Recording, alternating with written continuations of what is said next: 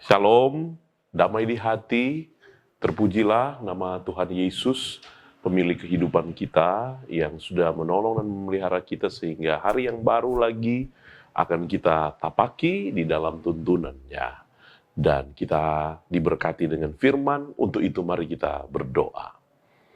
Bapa di dalam surga, kami bersyukur kepadamu untuk kasih-Mu bagi kami hari yang baru, semangat yang baru, gairah di dalam Tuhan untuk melayani lagi Engkau beri, dan kami pun Engkau tuntun lagi dengan kebenaran firman yang akan kami baca dan renungkan bersama. Maka kuatkan, beri hikmat, dan mampukan kami untuk mengerti dan berlakukan kehendak-Mu di tengah kehidupan kami. Maka hanya di dalam nama Tuhan Yesus kami berdoa. Amin. Jemaat yang dikasihi dan diberkati oleh Tuhan Yesus Kristus, Kisah Para Rasul 1 ayat 21 dan ayat 22 sebagai bacaan yang akan kita renungkan di sepanjang hari ini.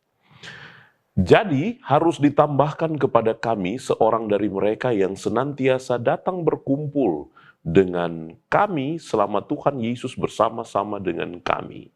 Yaitu mulai dari baptisan Yohanes sampai hari Yesus terangkat ke sorga, meninggalkan kami untuk menjadi saksi dengan kami tentang kebangkitannya. Saudara-saudara yang dikasihi dan diberkati oleh Tuhan Yesus, Yudas yang mengkhianati Tuhan Yesus Kristus, dia pun harus diganti.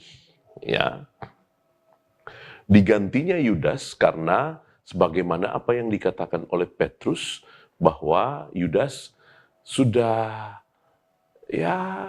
mendapatkan apa saja yang sudah dia perbuat dan dia sudah ada di tempatnya. Artinya dari bagian itu dapat kita pikirkan bersama bahwa Yudas sudah tidak termasuk dalam bilangan murid Yesus.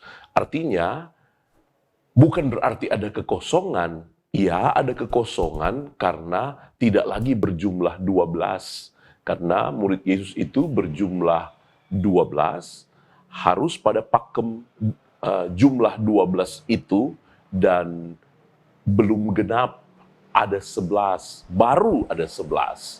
Karena itu, posisi Yudas yang berkhianat harus diganti. Tapi bukan berarti karena Yudas mati kemudian diganti, tapi karena memang dia tidak termasuk bilangan murid-murid yang sejati itu. Sebab pada waktu selanjutnya ada Yakobus yang mati tapi tidak lagi diganti. Ya, ada murid-murid lagi atau rasul-rasul lain lagi yang mati tapi tidak diganti. Hanya Yudas posisinya yang harus diganti karena Yudas bukan orang Kristen. Yudas bukan pengikut Kristus, sehingga dia tidak termasuk bilangan itu. Maka bilangan itu harus digenapkan 12 dan harus memilih pribadi yang akan mengisi slot itu. Nah, saudara-saudara yang dikasihi dan diberkati oleh Tuhan Yesus Kristus. Kemudian, dari bagian ini, kita pun mendapati pesan, ternyata bicara mengenai kekristenan tidak mengenal kata murtad, ya, sebagaimana Yudas. Kalau seseorang dikatakan dulu beragama Kristen, kini dia tidak lagi beragama Kristen, itu bukan berarti dia murtad. Itu hanyalah menjelaskan bahwa selama ini memang dia tidak pernah terpilih. Dia memang tidak pernah terpanggil. Sebagaimana Yudas.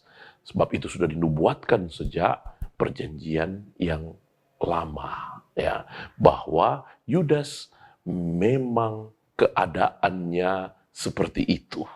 Maka biarlah kita sebagai orang percaya bukan dalam hitungan tidak pernah terpilih. Tetapi marilah kita terus mengkonfirmasi iman kita lewat kehidupan setiap hari dan lewat belajar firman Tuhan. Agar kita betul terus diteguhkan bahwa saya, keluarga saya adalah benar-benar orang terpilih, benar-benar orang Kristen.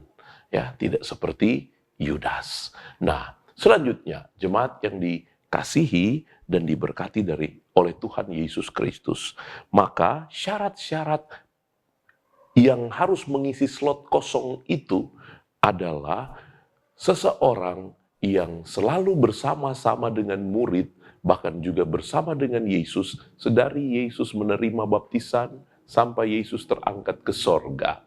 Dari syarat ini mau menunjukkan bahwa seorang rasul, dia harus terus menjadi saksi mata akan keberadaan Yesus, sejak dibaptis sampai naik ke sorga, sebagai gambaran untuk kesaksiannya bagi sesama dengan apa yang sudah dia lihat dan dia saksikan dan dia alami selama ini. Syarat-syarat itulah yang harus dimiliki orang yang akan mengisi slot yang kosong itu. Nah, jemaat yang dikasihi oleh Tuhan, menjadi murid Yesus ternyata harus ada syaratnya, ya, seperti syarat tadi. Dan saya kira itu pun harus kita kenakan dalam hidup kita. Bahkan juga bagi anak-anak muda, mencari jodoh hendaklah punya syaratnya. Apa syaratnya? Calon kalian atau jodoh kalian itu, sudahkah dia kenal Kristus? Sudahkah dia mau membaca firman? Sudahkah dia bertobat? Sudahkah dia mau hidup dituntun oleh Roh dan mengikuti jalan Tuhan? Bagaimana bisa sebagai anak Tuhan kemudian sembarangan saja mencari jodoh, sembarangan saja mencari teman hidup? Saya kira kita semua sepakat tidaklah demikian. Tapi pun harus ada syaratnya. Sebab bicara mengikuti Yesus dan memilih, sebagaimana memilih rasul, memilih jodoh dan sebagainya, kita harus punya standar firman, tapi juga memohon hikmat Tuhan, supaya kita tidak salah untuk memilih. Tuhan yang memilih, tapi ada juga standarnya seturut firman Tuhan. Maka diberkatilah kita semua untuk hidup di dalam Tuhan sebagai murid-muridnya, sebagai orang yang tetap peka akan kehendak Tuhan dan memuliakan Dia selalu. Amin. Mari kita berdoa. Terima kasih ya Tuhan Yesus, kami percaya firman ini menguatkan kami, memampukan kami untuk kami tetap teguh, berpengharapan, dan melayani dengan terus bersaksi dari waktu ke waktu. Ini kami yang mau menyerahkan kehidupan sepenuhnya hanya kepada Tuhan Yesus Kristus saja, Tuhan dan Juru Selamat kami yang hidup, yang akan menyertai kami sekarang, di hari ini, sampai selama-lamanya. Amin.